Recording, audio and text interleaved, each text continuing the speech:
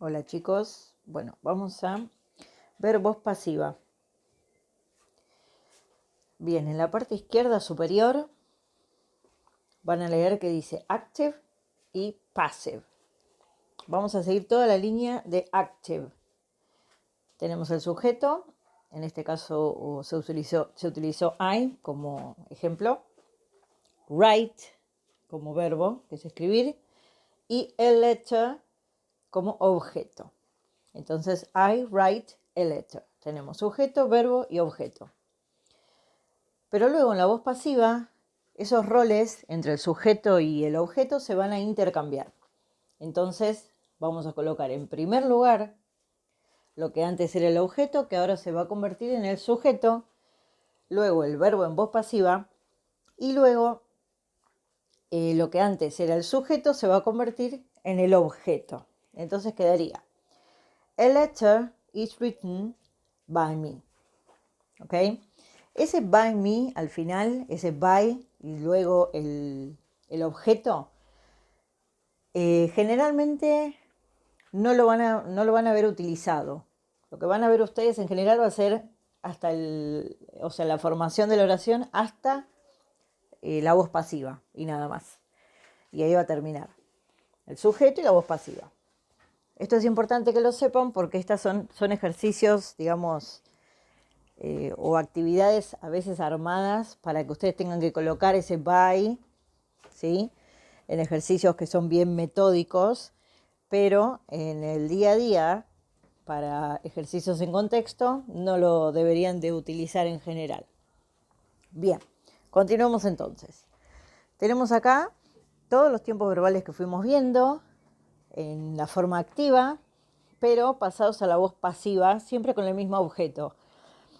Quiero que presten atención, volviendo al ejemplo inicial, el letter is written, que tenemos el mismo objeto, que es ahora tomado como sujeto, que es la carta. Esto podría tranquilamente reemplazarse por cualquier pronombre personal, en este caso sería it, el pronombre personal por el que lo estaríamos reemplazando. Y luego tenemos is written, ¿sí?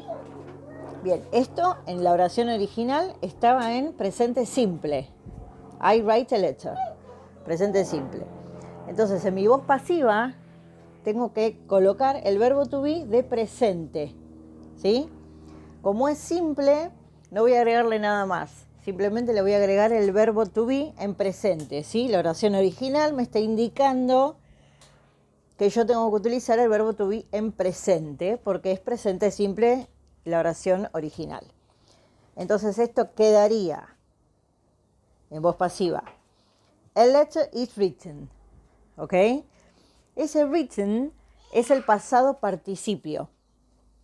Todas las voz pasivas se arman así: el sujeto, que antes era el objeto, el verbo to be en la forma que requiera, ahora van a ver en el cuadro cómo va cambiando, y al final el verbo principal tiene que estar sí o sí en pasado participio. Para los verbos irregulares sería la tercera columna. Para los verbos regulares sería la finalización con ed, o la regla que necesiten aplicar según el verbo regular con el que se encuentre. Bien, sigamos. Presente continuo. Tenemos la oración activa, I am writing a letter, y luego la pasiva sería a letter is being written. Is being. Is being es lo que a mí me va a reemplazar o me va a ocupar el lugar del presente continuo. En la voz pasiva usamos el verbo to be de nuevo en presente, porque esto es presente. ¿Y cómo hago para que sea continuo? Le agrego being. Y luego siempre el verbo principal, que en este caso era write, writing en este caso, con pasado participio. Lo demás es exactamente igual, nada más que si es pasado simple, le van a colocar el verbo to be was y el pasado participio. Si fuera pasado continuo, le van a agregar el verbo to be de pasado, que en este caso es was, y being, y el verbo principal en pasado participio. Tengan en cuenta que Esto de is y was, que es lo que tenemos acá de ejemplo, es simplemente porque mi sujeto es it. Es uno, es a letter. Si acá, en vez de decir a letter, dijera two letters, 2 cartas, entonces en vez de is utilizaría are, en vez de was utilizaría were. ¿Sí? Eso va a cambiar. Bien. Y tengan en cuenta que no va a tener nada que ver con mi sujeto de la oración activa, porque ahora mi sujeto es el objeto que antes era de la oración activa. ¿Sí? El objeto de la oración activa ahora es mi sujeto. Y ese es el sujeto que yo ahora voy a tener en cuenta. Me olvido del sujeto de la oración activa. Continuemos. Presente perfecto. I have written a letter. A letter has been written. Has, otra vez porque es a letter. Si fueran two letters, sería have en vez de has. Luego tiene que estar been. Esto no es being, no es con ing, no es being, es been, ¿sí?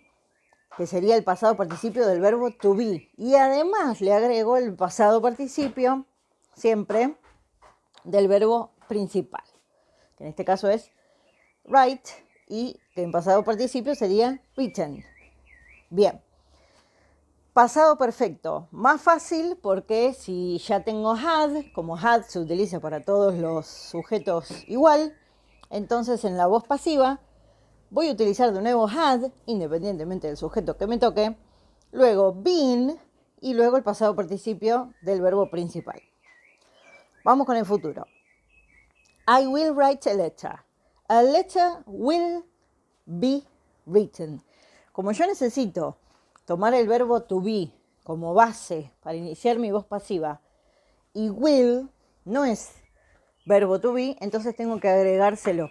Por eso colocamos will be y después el verbo principal en pasado participio. Lo propio vamos a hacer con el futuro continuo, que sería con going to.